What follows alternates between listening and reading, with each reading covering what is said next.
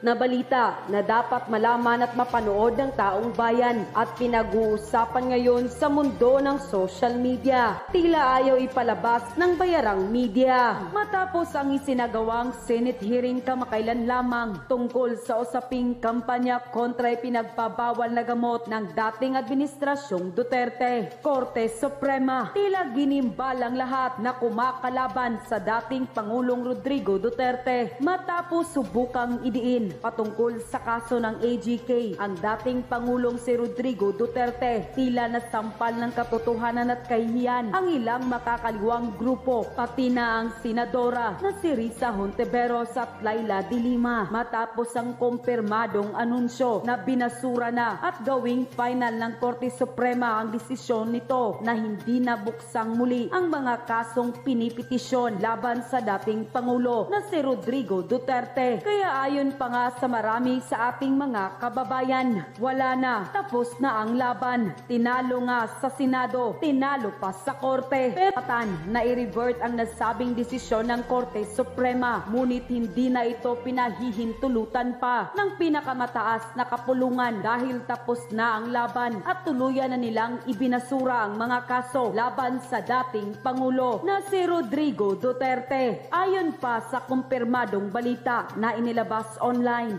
ng Enquirer.net, dismissal of human rights petition versus Duterte reaches finality. The dismissal of petition for protective writs filed by several human rights groups where former President Rodrigo Duterte was impleaded has attained finality. In a document made public Thursday, the Supreme Court has already released the entry of judgment for the case of which a decision has become final and executory on ng dismiss ang AGK case laban kay FPRRD. Tatalo na ata sa WPS sa mga criminal defender sa Senado. Wala na rin ang alas nila na ICC. Una nang binasura ang kaso. Kahit pa pinush ng BBM administration ang investigasyon pa. Tinalo na nga sa Senado. Tinalo pa sa Korte. Sige, nasaan na kayo? Sampahan niyo pa si dating Pangulong Duterte. Lahat binasura sa Korte. Good job, Tatay Digong. Ang tatay ng buong Pilipinas. Mali ang binangga ninyo na tao.